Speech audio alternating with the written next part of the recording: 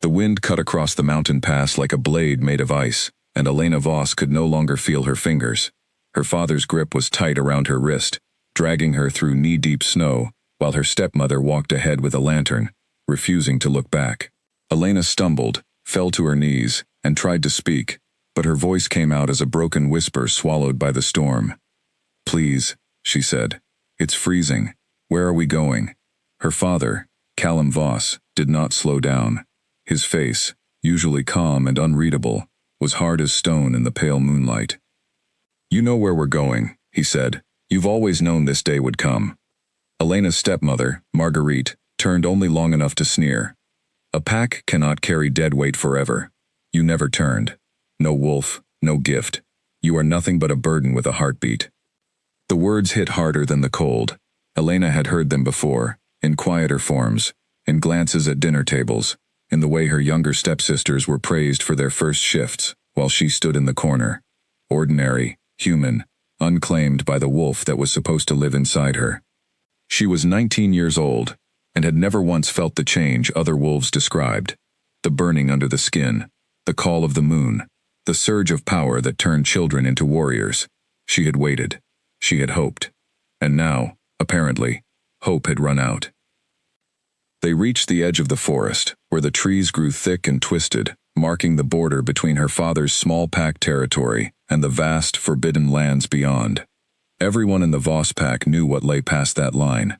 It was the territory of the Frostmoor Kingdom, ruled by an alpha so powerful that even grown wolves lowered their eyes at the mention of his name. No one crossed that border without permission. No one who wasn't strong enough to survive what lived on the other side. Callum stopped walking. He released Elena's wrist and stepped back, as if her skin might stain his hands. "This is as far as we go," he said. Elena looked at him, at the man who had once carried her on his shoulders as a child, who had once told her she was loved no matter what she became. She searched his face for some trace of that man now, and found nothing. Only relief. Only the eagerness of someone finally putting down a weight they had carried too long. "You're leaving me here," she said. It wasn't a question. "The Frostmoor wolves will find you," Marguerite said, almost gently, as if that made it kinder. "Or they won't. Either way, you are no longer our concern. Perhaps out here, whatever weakness lives in you will finally break, and something stronger will take its place. Or perhaps you will simply freeze, and the pack will finally be free of the shame you've brought us." Elena wanted to scream. She wanted to run at them, to demand an explanation that made sense, to ask what she had ever done except exist without a wolf she never asked for. But her legs were shaking from the cold, and from something deeper, a hollow ache that came from finally understanding a truth she had spent years refusing to accept. Her family did not love her. They never had. She had been a problem waiting to be solved, and tonight, they had solved it. "Please," she said one more time, hating herself for the way her voice cracked. Callum turned without another word. Marguerite followed, her lantern swinging like a small dying star, as the two of them disappeared back into the trees, leaving Elena alone, at the border of a kingdom that was not hers, in a storm that showed no mercy to the weak. She stood there for a long moment, unable to move, unable to believe that this was really happening. Then the wind screamed through the trees again, and the cold reminded her that disbelief would not keep her alive. She started walking, though she didn't know where. There was no path forward that led anywhere safe. Behind her was a family that had thrown her away. Ahead was a territory ruled by wolves who killed trespassers on sight, according to every story she had ever heard. She was caught between two kinds of death, and for the first time in her life, she felt something other than sadness rise up inside her chest. It was anger, sharp and clean, cutting through the fear. If she was going to die tonight, she decided, she would not die begging. She would not die on her knees in the snow, waiting for a family that would never come back for her. She kept walking, deeper into the trees, following nothing but the faint hope that movement might keep the cold from stopping her heart before the storm did. The forest grew darker as she moved, the trees pressing closer together, blotting out the moon. Elena's boots, thin and unfit for a night like this, were soaked through within minutes. Her legs ached with a strange, distant heaviness, the kind of feeling she had heard described by hunters who had nearly died of cold. a warmth that spread just before the body gave up entirely. She recognized the danger of it, but she was too exhausted to be afraid anymore. She simply kept moving, one foot after another, past frozen streams and skeletal trees, until she could no longer tell if she was walking in a straight line or simply in circles. At some point, she stopped counting her steps. At some point, the cold stopped feeling like cold and started feeling like nothing at all, a numbness that crawled from her fingers to her arms to her chest. She thought of her mother, who had died when Elena was 6, the only person who had ever looked at her like she mattered. She wondered if dying meant seeing her again. The thought did not frighten her the way it should have. She sank to the ground beneath a great, leaning pine tree, its branches heavy with snow, and told herself she would just rest for a moment, just a moment, and then she would keep walking. Her eyes grew heavy. The wind seemed to grow quieter, or perhaps she simply could not hear it anymore, over the sound of her own slowing heartbeat. It was in that stillness, in that final drifting moment between awareness and something darker, that she heard it. A low growl, close, cutting through the snowfall like the crack of a whip. Elena's eyes fluttered open. Through the haze of her failing vision, she saw a shape moving between the trees, tall and powerful, with eyes that glowed faintly gold in the darkness. She should have been afraid. She should have tried to run, but she had no strength left for fear, and some deep, ancient part of her recognized that whatever stood before her was not simply an animal. The shape came closer, and Elena saw that it was not a wolf at all, not fully. It was a man, broad-shouldered and tall, moving with the same silent power as the beast his eyes still carried. His face was sharp and striking, framed by dark hair dusted with snow, and his expression, when he looked down at her, was not the cold cruelty she expected from a stranger in enemy territory. It was something closer to shock. He knelt beside her in the snow, and Elena felt his hand, warm despite the freezing air, press against the side of her face. "Stay with me," he said, his voice deep and commanding, the kind of voice used to being obeyed. "Do you hear me? Stay awake." Elena tried to speak, but her lips would not cooperate. The man's eyes, she noticed even through her fading vision, seemed to search her face with an intensity that did not belong to a stranger meeting another stranger for the first time. There was recognition in them, though she was certain they had never met. "Who?" she managed to whisper. "Later," he said, already sliding one arm beneath her knees and the other behind her back, lifting her from the snow, as though she weighed nothing at all. "Right now, you need to stay alive. That's the only thing that matters." Elena's world narrowed to the warmth of his chest against her cheek, the steady, powerful rhythm of his heartbeat, and the strange, impossible feeling that despite everything, despite the family who had left her to die, despite the storm that had nearly taken her life, despite the fact that she had crossed into forbidden territory, ruled by a kingdom of wolves who owed her nothing, she was, somehow, safe. The last thing she saw before the darkness finally took her was his face, illuminated by a break in the clouds, moonlight falling across features carved from strength and something unreadable. And the last thing she felt, just before she lost consciousness entirely, was the strange, electric pull low in her chest, as though some invisible thread had suddenly connected itself between her heart and his. She did not know, in that moment, that the man carrying her through the frozen forest was Draven Ashford, Alpha King of the Frostmoor Kingdom, ruler of the most feared and respected pack in the Northern Territories. She did not know that no ordinary trespasser was ever carried instead of killed. She did not know that somewhere deep inside the wolf that lived within him, something had just shifted, permanently and irreversibly, the moment his eyes had met hers in the snow. All Elena knew, as consciousness slipped away entirely, was that for the first time in longer than she could remember, she did not feel alone. Draven moved through the forest with a speed no ordinary man could match, cutting through the snow as though it were nothing beneath his boots. The girl in his arms was cold, too cold, her skin nearly the color of the snow itself, her breathing shallow and uneven. He had been running the border alone that night, as he often did, needing the silence of the wilderness to escape the endless noise of court politics and the weight of ruling a kingdom that never seemed to rest.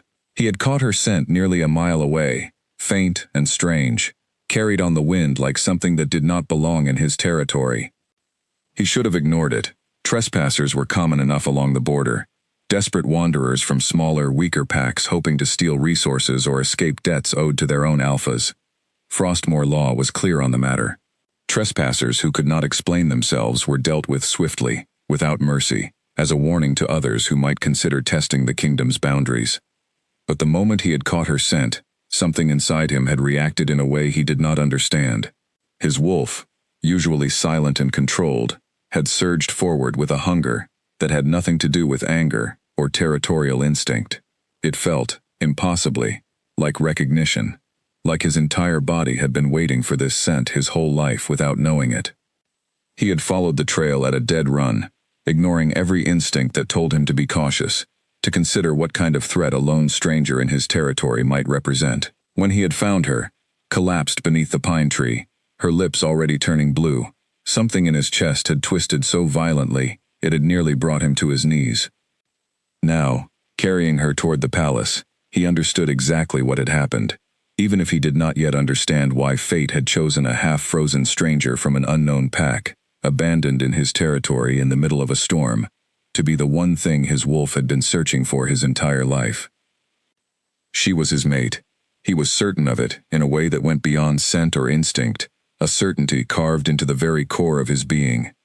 And if he did not get her to the palace healers in time, he would lose her before he had even had the chance to know her name. He pushed himself faster, the palace lights finally visible through the trees, gleaming like distant stars against the dark mountainside. Guards at the gate startled at the sight of their king, moving at a speed that blurred his outline, a stranger held tightly against his chest, but none of them dared question him. They simply threw open the gates and ran ahead to alert the healers, understanding, without being told, that whatever was happening tonight was unlike anything the kingdom had seen before.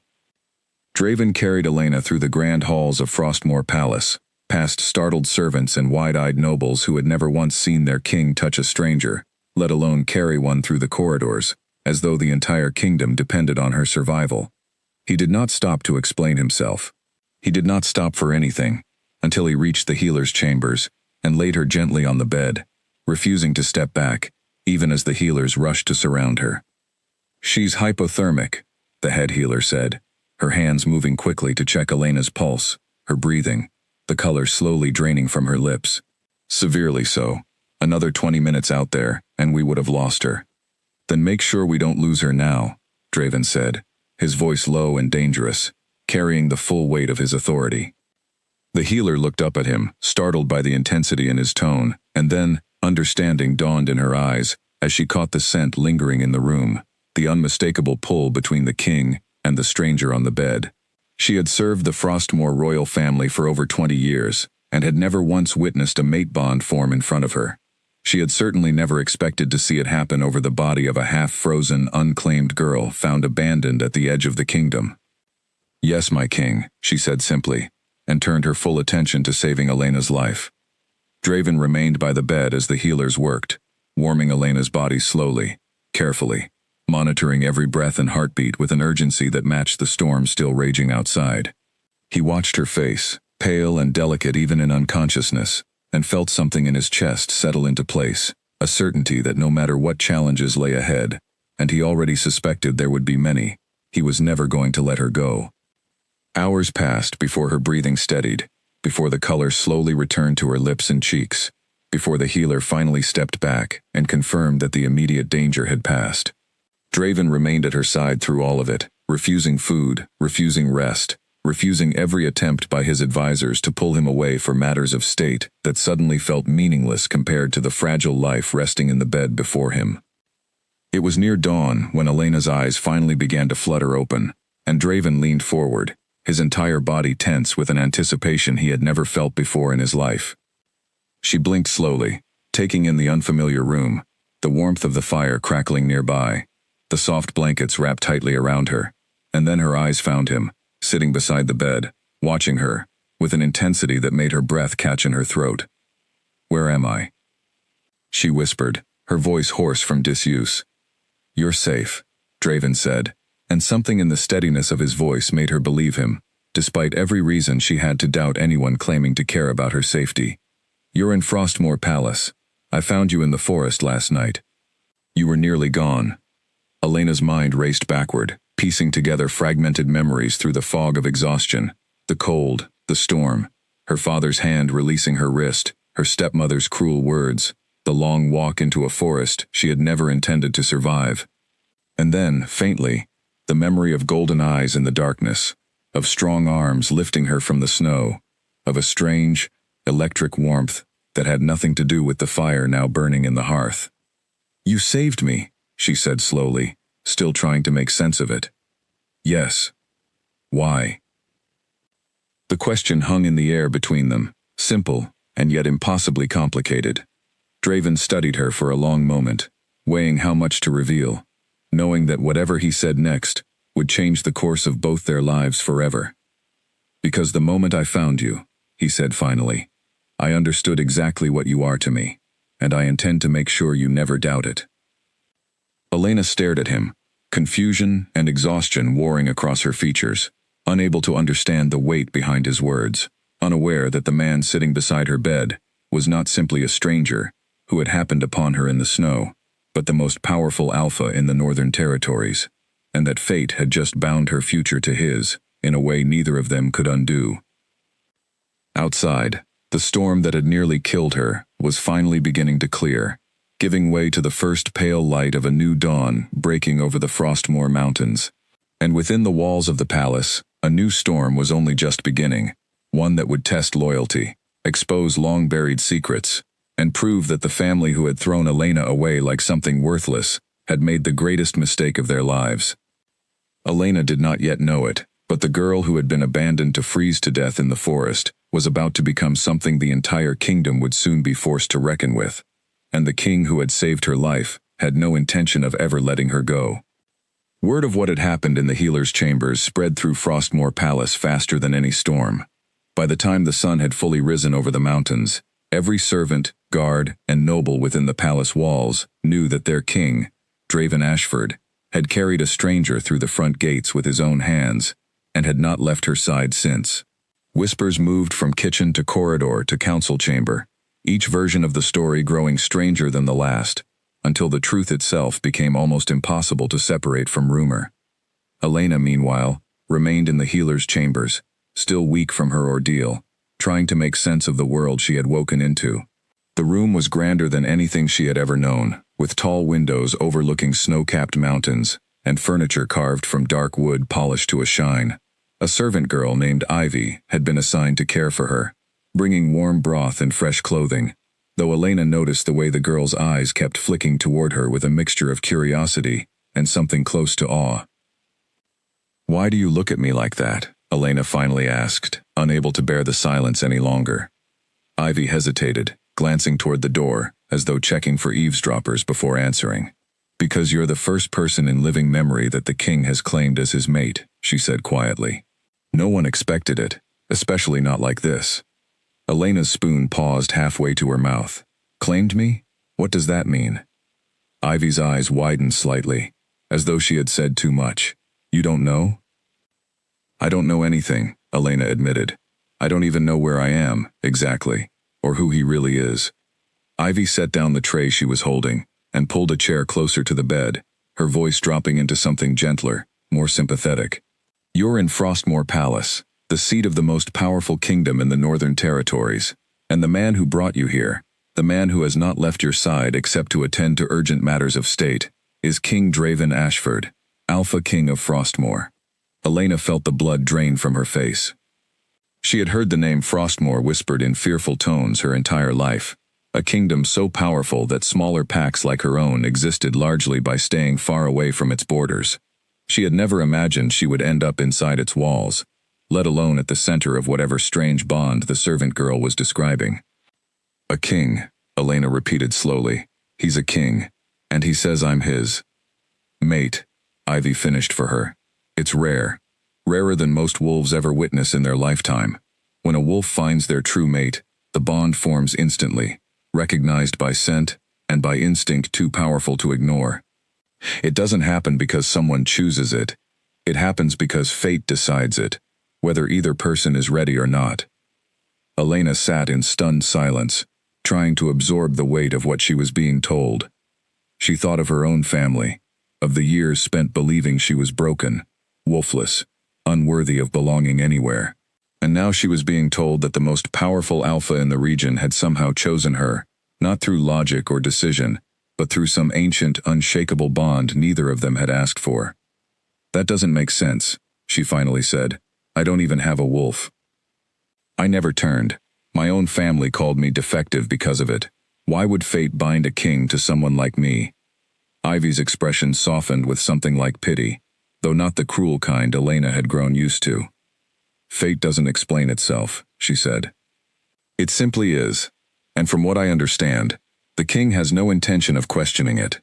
He's already given orders that you're to be treated with the full respect owed to a future queen." The words hit Elena like a physical blow. Future queen. She had spent the last several years believing she would never be anything but a burden to be discarded, and now she was being told she might become the most powerful woman in the entire kingdom. It felt impossible. It felt like a dream she would wake from at any moment, back in the cold forest, back on her knees in the snow, waiting for a family that had already made their choice. Later that afternoon, Draven returned to check on her, and Elena studied him more carefully than she had the night before. He was tall, broad-shouldered, carrying himself with the unmistakable authority of someone who had never once doubted his right to command a room. His eyes, she noticed, were a striking shade of amber, sharp and intelligent, softening only slightly when they landed on her. "You're looking stronger," he said, taking the chair beside her bed without asking permission, as though it had become his rightful place. "I feel like I'm in a dream," Elena admitted. "A servant told me you're a king, and that you've claimed me as your mate." Draven's expression remained steady, though something flickered behind his eyes, an awareness of how overwhelming this must be for her. "That's true," he said simply. "I understand it must be difficult to process, especially after whatever led you to the border of my territory, in the middle of a storm." Elena's throat tightened at the memory, the humiliation and grief still raw beneath the surface. "My family left me there," she said quietly. "My father and stepmother. They said I was a burden, that I'd never turned into a wolf, and they were tired of carrying the shame of it." Draven's jaw tightened, a flash of anger crossing his features so briefly that Elena almost missed it. "They left you to die," he said, his voice low and controlled, though the fury beneath it was unmistakable. "Yes.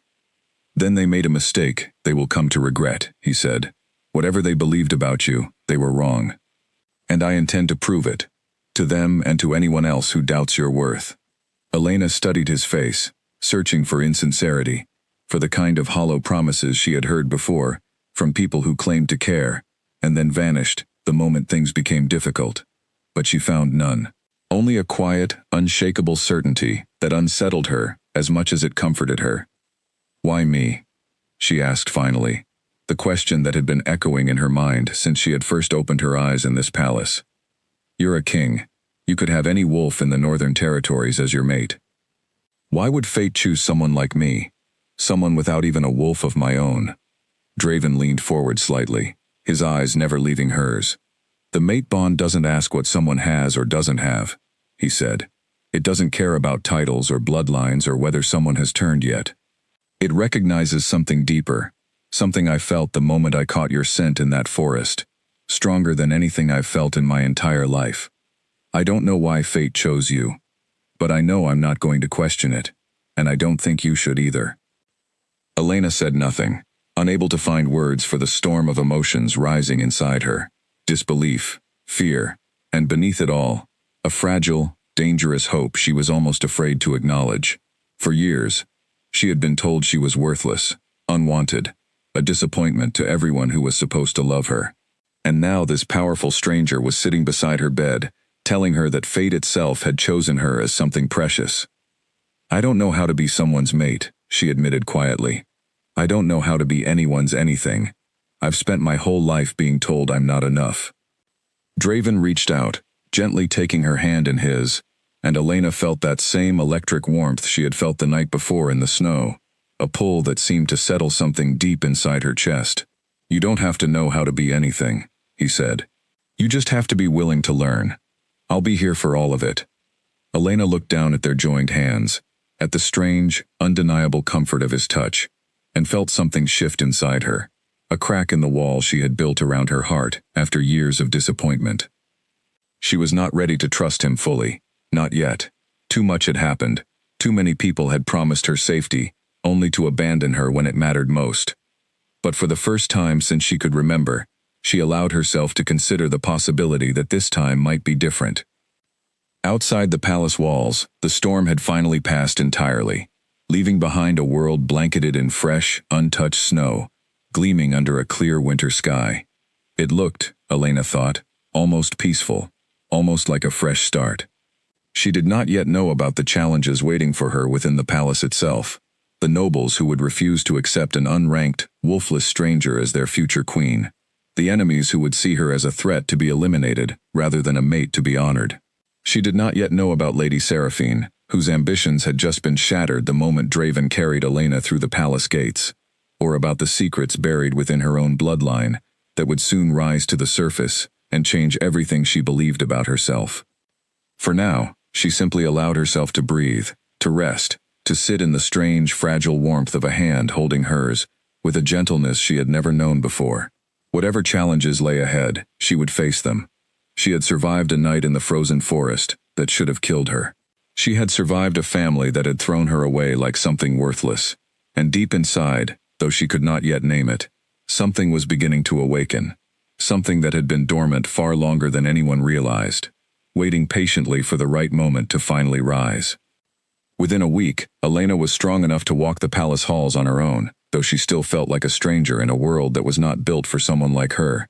The palace itself was overwhelming, a maze of stone corridors, grand halls, and rooms filled with furniture more expensive than anything she had ever touched in her life. But it was the people, not the palace, that made her chest tighten with anxiety every time she stepped outside her chambers. The nobles of Frostmoor did not bother hiding their disdain. She caught their whispers everywhere she went, felt their eyes following her down every hallway, heard the word unranked muttered just loud enough for her to hear. She had grown up being told she was worthless by her own family, but this was different. This was an entire court, an entire kingdom, deciding in near unison that she did not belong among them. At the center of the whispers was a woman named Lady Seraphine, the daughter of one of Frostmoor's most powerful noble families. She was beautiful in a sharp, calculated way, with pale blonde hair always styled to perfection, and eyes the color of winter ice. Elena had heard from Ivy that Seraphine had spent years positioning herself to become Draven's mate, cultivating alliances among the court, ensuring her family's standing remained untouchable. The sudden appearance of an unranked stranger, claimed by the mate bond itself, had destroyed years of careful planning in a single night, and Seraphine was not the kind of woman to accept such a loss quietly. Elena first encountered her properly during a formal dinner held in the Grand Hall, an event Draven had insisted she attend, despite her protests that she wasn't ready to face the court. She wore a gown provided by the palace seamstresses, deep blue fabric that felt foreign against her skin, after years of wearing whatever second-hand clothing her stepmother deemed acceptable. She felt like an imposter the moment she walked into the hall, painfully aware of every eye turning toward her. Seraphine approached before Elena had even found her seat, moving with the practiced grace of someone who had spent her entire life navigating court politics. "You must be the king's newest guest," Seraphine said, her voice smooth and pleasant, though her eyes carried none of the warmth in her tone. "How fascinating. I hear you were found nearly frozen at the border, with no pack willing to claim you. Tell me, is it true you've never even turned? That you have no wolf at all?" The hall seemed to quiet slightly, several nearby nobles clearly listening despite pretending otherwise. Elena felt heat rise in her cheeks, the old shame threatening to swallow her whole, the same shame her family had used against her for years. But something inside her, something new and unfamiliar, refused to let her shrink the way she once would have. "I don't see how that's any of your concern," Elena said, keeping her voice steady despite the tremor she felt inside. Seraphine's smile sharpened. "Everything concerning our king is my concern, dear. Frostmoor has survived for generations because its rulers understood the importance of strength, of bloodline, of standing. It would be a shame to see all of that undone because of a passing moment of fate's confusion." "Fate doesn't make mistakes," came a voice from behind Elena, deep and commanding, and she felt her shoulders relax slightly, as Draven appeared at her side, his hand settling protectively at the small of her back. "And I would advise you to remember your place, Lady Seraphine, before you say something you'll regret." Seraphine's expression flickered, a brief crack in her composed mask, before she smoothed it over with practiced ease. "Of course, my king. I meant no disrespect. I simply worry, as I'm sure many in this hall do, about the future of our kingdom." "Your concern is noted," Draven said, his tone leaving no room for further discussion. "Now, if you'll excuse us." He guided Elena toward the head table, and Elena felt the weight of dozens of eyes following them the entire way, the whispers growing louder the moment they believed themselves out of earshot. She sat beside Draven, her hands trembling slightly in her lap, humiliation and anger warring inside her chest. "I'm sorry," Draven said quietly, once they were seated. "I should have prepared you better for how difficult this court can be." "It's fine," Elena said, though her voice betrayed how untrue that was. "It's not fine," Draven said, turning to face her fully, his amber eyes intense and sincere. "You didn't ask for any of this. You didn't ask to be thrown into a world of politics and judgment you never wanted to be part of. But I promise you, Elena, no one in this court has the right to make you feel unworthy, least of all Seraphine, whose ambitions clearly matter more to her than my own choice in the matter." Elena studied him, searching for the same insincerity she had learned to expect from people who claimed to care. But once again, she found none. "Why does it matter so much to you?" she asked. "My reputation, I mean. You barely know me." "I know enough," Draven said. "I know you survived a family that abandoned you in a storm, and instead of breaking, you kept walking. I know you've spent your entire life being told you were less than everyone around you, and yet you still had the strength to argue with Seraphine tonight instead of letting her win. That tells me more about who you are than any bloodline or rank ever could." Elena felt something warm settle in her chest, different from the anger and humiliation Seraphine's words had stirred. She was not used to being defended, not used to being seen as something worth defending. It was a feeling she was slowly, cautiously, beginning to trust. Over the following weeks, Draven made a point of including Elena in every aspect of palace life, refusing to let her hide away in shame the way the court seemed to expect. He walked with her through the gardens each morning, teaching her about the history of Frostmoor, about the responsibilities that would eventually fall to her as queen. He sat beside her during council meetings, ensuring the advisors who questioned her presence understood that questioning her meant questioning him directly. Slowly, painfully, Elena began to understand that this was not a temporary kindness, not a passing obligation Draven felt toward a stranger fate had forced upon him. He meant every word he said. It was during one of their morning walks through the palace gardens, the snow crunching softly beneath their boots, that Elena finally allowed herself to ask the question that had been weighing on her mind since her first night in the palace. "What happens if I never turn?" she asked quietly. "What if I'm meant to be your mate, but I never have a wolf of my own? Won't that make me weak? Won't that give the court more reason to reject me?" Draven stopped walking, turning to face her fully, his expression thoughtful. "Do you want to know what I think happened to you?" he asked. Elena nodded, uncertain what he meant. "I think you were meant to turn years ago," he said. "I think something happened to prevent it, and I intend to find out exactly what that was." Elena felt a chill move through her that had nothing to do with the winter air. "What do you mean?" "I've asked my royal healer to examine you more closely," Draven said. "Something about your scent, about the way your body carries itself, tells me there's more happening beneath the surface than a simple absence of a wolf." "I don't believe you're wolfless, Elena. I believe something has been suppressing what's already inside you." Elena stared at him, her mind racing back through years of shame and rejection, of her family calling her defective, of feeling broken in ways she never understood. The possibility that there was another explanation, one that had nothing to do with her own worth or capability, felt almost too fragile to hope for. "If you're right," she said slowly, "then why would someone suppress it? Who would even have the power to do something like that?" Draven's expression darkened slightly, though his voice remained steady. "That," he said, "is exactly what I intend to find out. And when I do, whoever is responsible will answer for what they've taken from you." Elena did not yet know how close that answer was, or how deeply it would connect to the very family who had abandoned her in the storm. But standing there in the quiet garden, snow falling softly around them. She felt something she had not felt in longer than she could remember. Not just hope, but the beginning of an answer to a question she had spent her entire life too afraid to ask. What if she had never been broken at all? What if something far more powerful had simply been waiting, all this time, for the chance to finally be free? The royal healer, an older woman named Marjorie, with sharp eyes and steady hands, spent 3 full days examining Elena before she finally called Draven into her chambers, with news that would change everything Elena believed about herself. Elena sat on the edge of the examination table, her hands folded tightly in her lap, watching Marjorie's face for any hint of what she had discovered.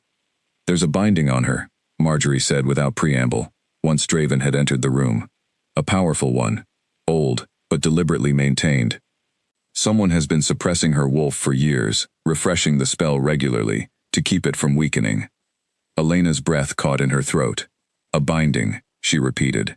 "You mean someone did this to me, on purpose?" "Yes," Marjorie said, her voice gentle but firm. "This wasn't a natural absence of a wolf. This was intentional suppression, cast by someone with real skill in dark magic. Whoever did this wanted to make certain you never turned, and wanted to make certain no one, including you, would ever suspect the truth." Elena felt the room tilt slightly, years of shame and self-doubt crashing against this new, impossible information. She had spent her entire life believing she was defective, broken, unworthy of the pack she had been born into. And now she was being told that the truth had been stolen from her deliberately, hidden away by someone who had chosen to keep her trapped in that belief, for reasons she could not yet understand. "Who would do this?" she whispered. "Who would have the power, and the reason, to do something like this to a child?" Draven's expression had grown darker with every word Marjorie spoke, his jaw tight with barely restrained anger. "I have a guess," he said quietly, "but I want to be certain before I say anything that can't be unsaid." Marjorie nodded slowly. "There's something else," she said. "The binding itself is unusual.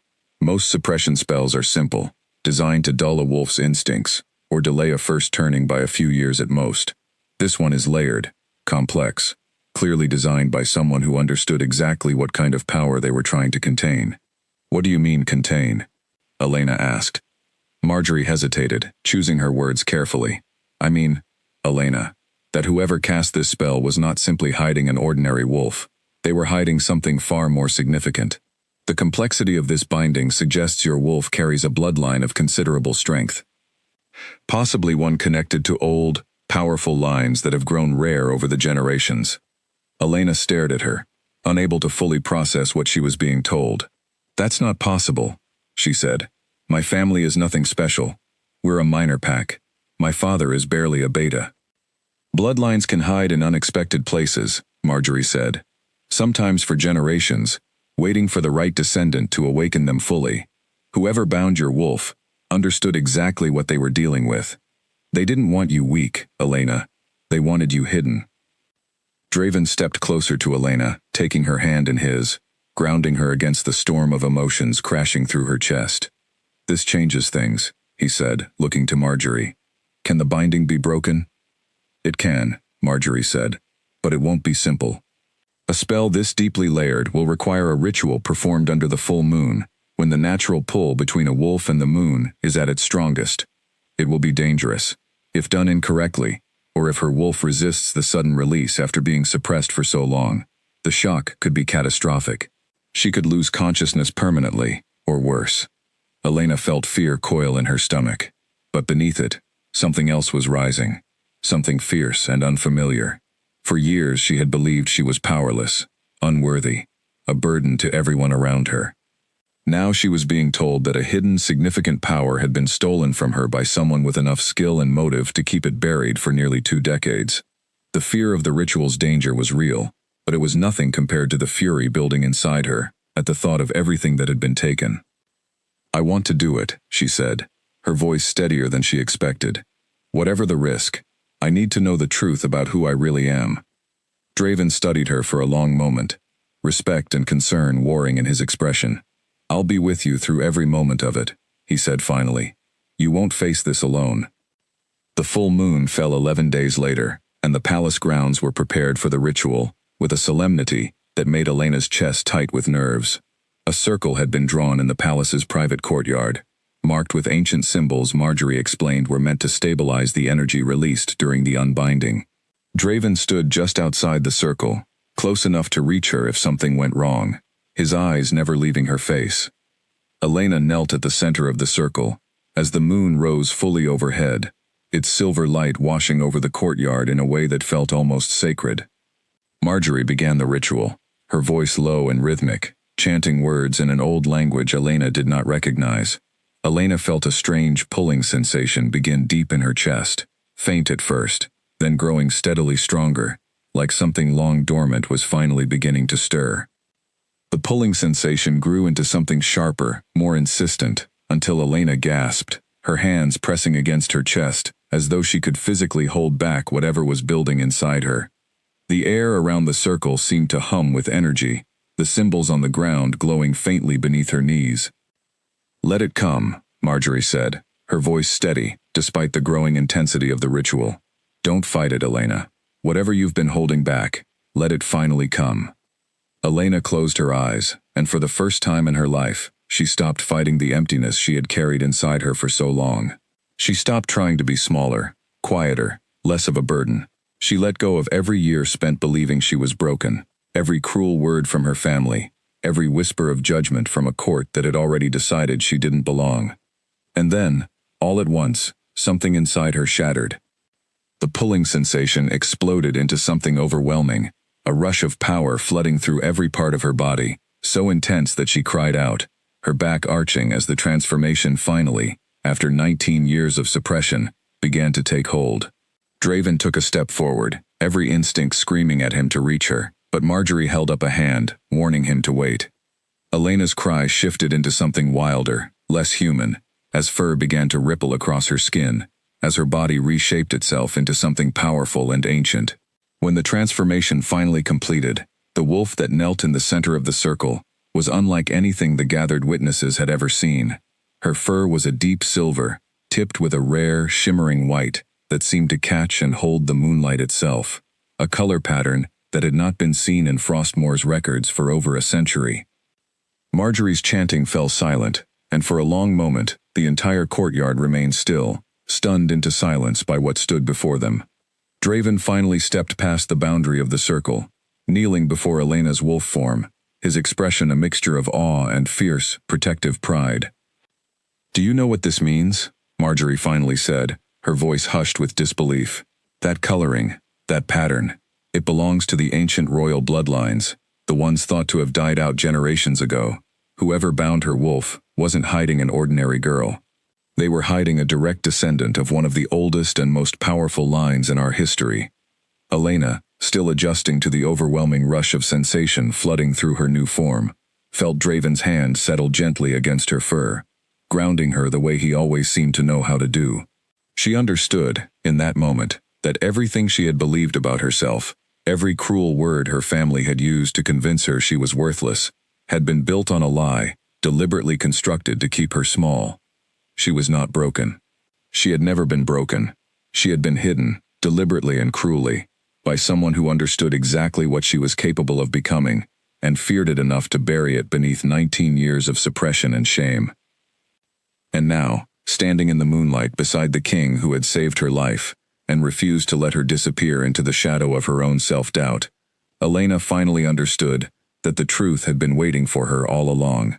She simply had to survive long enough to find it.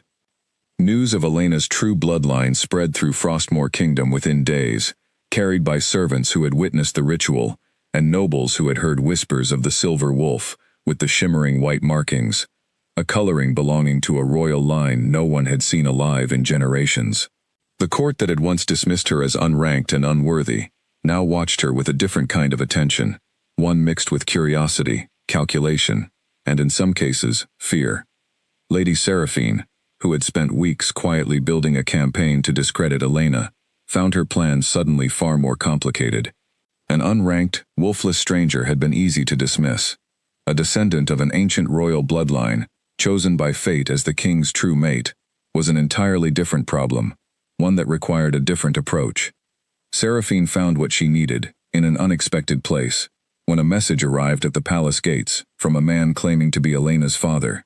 Callum Voss had heard the rumors spreading through the northern territories, whispers of a girl with silver fur and royal blood, who had been found abandoned near the Frostmoor border. It had not taken him long to realize exactly who that girl must be, and even less time for greed to override whatever shame he might have felt at what he had done. He arrived at the palace under the pretense of reconciliation, requesting an audience with the king to discuss his daughter's future. Draven, though deeply suspicious of the timing, agreed to the meeting, believing it would be better to understand the enemy's intentions than to leave them unchecked. Elena stood beside Draven in the throne room when her father was finally brought before them, and she felt an old, familiar tightness settle in her chest at the sight of him, dressed in clothing far finer than anything he had owned before, his expression carrying none of the coldness he had shown her in the forest. Instead, he wore something close to false warmth, the same performance he had likely rehearsed the entire journey to the palace. "Elena," he said, his voice carrying a practiced gentleness that made her stomach turn. "My daughter, I'm so relieved to see you're alive and well."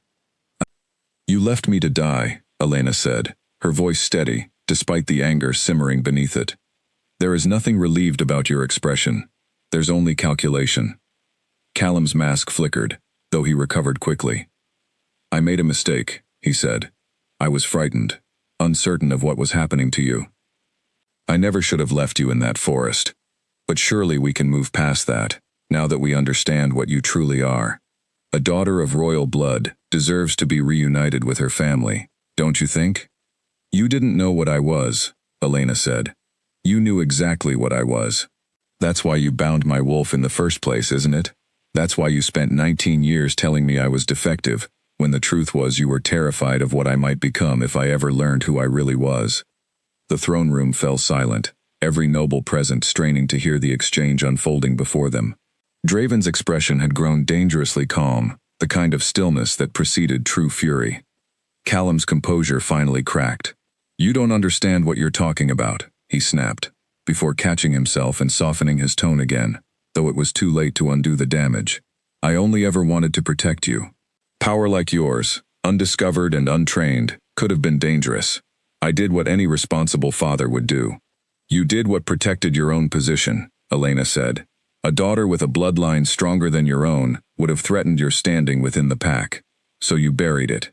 You buried me, beneath 19 years of lies, and then when you finally decided I was too much of a burden to keep hiding, you left me to freeze rather than risk anyone discovering the truth."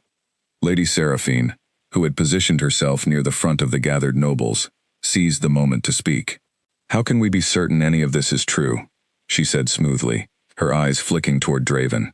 "Perhaps this girl is simply telling a convenient story to secure her place beside the king.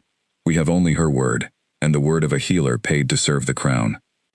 "The binding spell left physical traces," Marjorie said, stepping forward from where she had been standing quietly among the king's advisors. "Traces that any skilled healer can identify. I would be happy to demonstrate the remnants of the suppression magic still lingering in Elena's aura, if the court requires further proof." Callum's face paled slightly at the mention of physical evidence, and Elena watched the calculation shift behind his eyes, searching for another way to salvage the situation. "Even if what you say is true," he said, turning back to Elena, "surely you understand that family is family. Whatever mistakes were made, we are still your blood.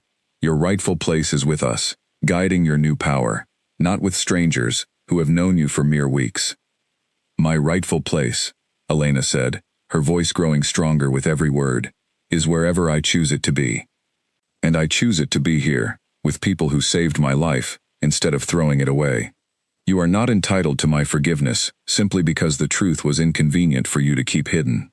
Draven stepped forward then, his presence radiating an authority that silenced any further argument before it could begin.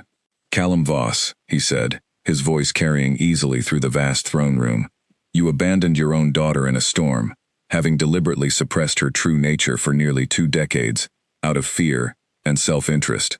You are fortunate that Frostmoor law values evidence over vengeance, or your fate today would be far more severe than banishment." "Banishment?" Callum's voice cracked with disbelief. "You are no longer welcome within Frostmoor territory," Draven continued.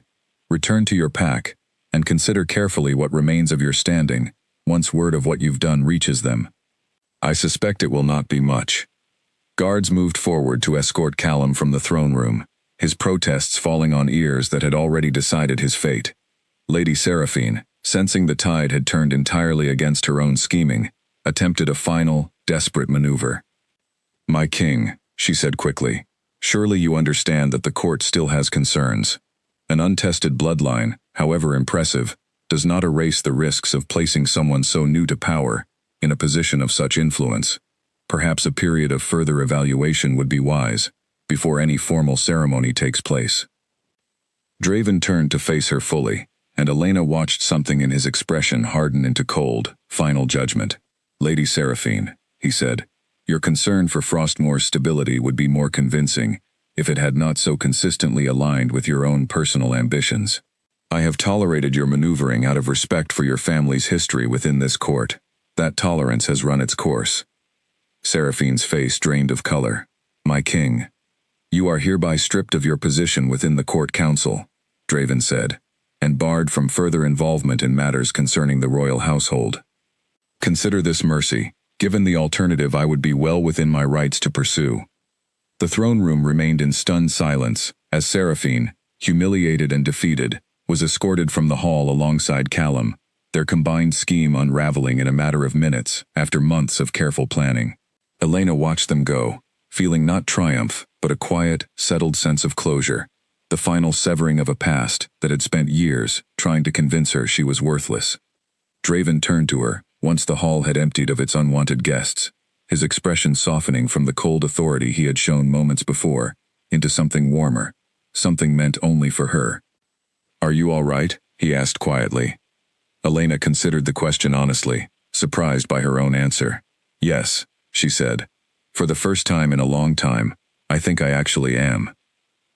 The court that remained, the nobles and advisors who had witnessed the entire exchange, looked at Elena now with an expression entirely different from the disdain she had grown used to over the past weeks. It was respect, hard-earned and genuine, the kind that came from watching someone stand fully in their own power after years of being told they had none. Elena realized, standing there in the grand throne room beside the king who had chosen her, protected her, and refused to let the world convince her she was anything less than remarkable, that she was no longer the frightened, abandoned girl who had collapsed in the snow weeks earlier. She had become someone else entirely, someone who had reclaimed a truth stolen from her, someone who had faced down the family that betrayed her, and walked away standing taller than ever before. And somewhere deep within her chest, beneath the exhaustion of the day's events, she felt the quiet, steady hum of her own wolf, finally free, finally hers, ready for whatever came next. The weeks following Callum's banishment and Seraphine's fall from the court council brought a quiet Elena had not expected. For the first time since arriving at Frostmour Palace, she walked the corridors without feeling the weight of judgment following her every step. Nobles who had once whispered behind their hands now greeted her with careful respect, some out of genuine change of heart, others simply understanding that dismissing the king's chosen mate, a confirmed descendant of an ancient royal line, was no longer a wise position to hold. Elena spent much of this time training with Marjorie, and with a group of seasoned warriors Draven had personally selected, learning to understand the wolf that had been hidden inside her for so long. It was strange, learning to control a power that felt both entirely new and somehow deeply familiar, as though some ancient memory buried in her blood already knew how to move, how to shift, how to embrace the strength she had spent her whole life believing she didn't have. Draven remained a constant presence throughout it all, patient in a way Elena had never experienced from anyone in her life. He never rushed her, never pushed her toward the mate bond faster than she was ready for, though she could see in his eyes how deeply he already felt the pull between them. Instead, he gave her the space to discover who she was becoming, stepping in only when she needed steadying, always ready to catch her if she stumbled. It was during a quiet evening in the palace library, several weeks after the confrontation with her father, that Elena finally allowed herself to say the words she had been holding back since the night he had carried her out of the storm.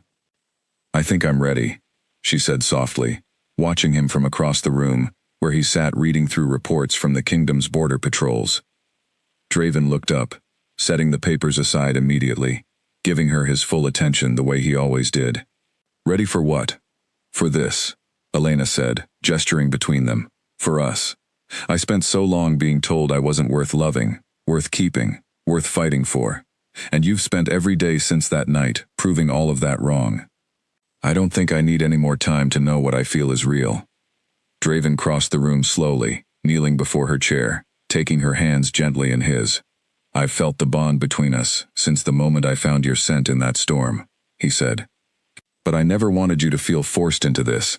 I wanted you to choose it, freely, once you understood your own worth outside of anything I could offer you." "I do understand it now," Elena said, her voice steady and certain in a way it had never been before. "And I choose this. I choose you." The mating ceremony was held 3 weeks later, on a night when the moon rose full and bright over the Frostmoor Mountains, illuminating the very forest where Elena had once been left to die. Draven had insisted on the location deliberately, wanting the place of her greatest suffering to become instead a place of celebration, transformed by warmth, firelight, and the presence of an entire kingdom finally united in honoring her. The forest, once cold and unforgiving, was unrecognizable that night. Lanterns hung from every tree, their golden light warming the snow-covered ground. Long tables filled with food and drink lined the clearing where Elena had once collapsed in despair, and members of the Frostmoor pack gathered by the hundreds, eager to witness the joining of their king, to a mate who had proven, time and again, that she belonged among them not through inherited privilege, but through strength, earned in the face of every obstacle placed before her. Elena stood at the edge of the clearing, dressed in a gown of deep silver that matched the coloring of her wolf, watching the gathered crowd with a calm she never could have imagined possessing weeks earlier. Ivy stood nearby, beaming with pride, having become one of Elena's closest friends within the palace walls over the past months. "Nervous?" Ivy asked quietly. "No," Elena said, and found she meant it completely. "I think I've been more afraid in far smaller moments than this one. This just feels right." Draven appeared at the far end of the clearing, dressed in formal royal attire, his eyes finding hers instantly across the crowd, the same intensity present in his gaze that first night in the snow, though now warmed by months of patience and trust built carefully between them. He extended his hand as she approached, and Elena took it without hesitation, feeling the familiar warmth spread through her chest. Marjorie stood at the center of the clearing to oversee the ceremony, her voice carrying easily over the hushed crowd. "Tonight," she said, "we witness something Frostmoor has not seen in generations. The joining of our king to a mate whose strength was hidden, whose worth was denied, and who has proven beyond doubt that she belongs not because fate demanded it, but because she has earned every ounce of respect this kingdom now offers her." Elena felt tears gather at the corners of her eyes as she looked out at the crowd, at faces that had once looked at her with disdain, now watching with genuine warmth and respect. She thought of her father and stepmother, of the family that had left her to die in this very forest, believing they were ridding themselves of a burden. She thought of how wrong they had been, how the very place meant to be her ending had instead become the beginning of everything she never knew she deserved. The ceremony proceeded through the traditional vows, Draven's voice steady and certain as he promised to protect her, honor her, and stand beside her through whatever challenges the future might bring. When it came time for Elena to speak her own vows, her voice did not waver. "I was told for years that I was broken," she said, loud enough for the gathered crowd to hear, "that I was a burden, unworthy of love or belonging. I believed it, because it was the only truth I had ever been given. But I've learned since that night in the forest that the people who tried to convince me of my own worthlessness were never speaking truth. They were speaking fear.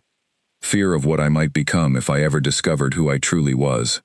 She turned to face Draven fully, her eyes bright with an emotion too large for words alone. "You gave me the chance to discover that truth. You never once made me feel like a burden, not even in the moments I doubted myself the most. I promise to stand beside you, not out of obligation, but out of genuine choice, for as long as we both shall live." The final binding of the ceremony passed in a blur of warmth and quiet joy, the crowd erupting into celebration as Draven pulled Elena close, sealing their bond in the traditional way beneath the light of the full moon. Fireworks lit the sky above the clearing, their colors reflecting off the freshly fallen snow in brilliant patterns, and Elena felt, for the first time in her entire life, completely and fully home. Later, as the celebration continued around them, Draven pulled her slightly away from the crowd, back toward the very spot beneath the great pine tree where he had first found her collapsed in the snow. The tree was decorated now with soft lanterns, its branches no longer threatening but beautiful, transformed, the same way everything else about that night had been transformed.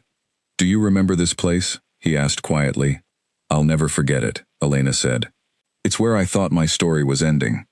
"It wasn't an ending," Draven said, pulling her close against his chest, the warmth of his body a stark contrast to the memory of that freezing night months earlier. "It was where your real story finally began." Elena looked up at him, at the man who had found her broken and abandoned, and had spent every day since proving that she was neither, and felt an overwhelming sense of peace settle over her, deeper than anything she had known before. The family who had thrown her away had believed they were ridding themselves of something worthless.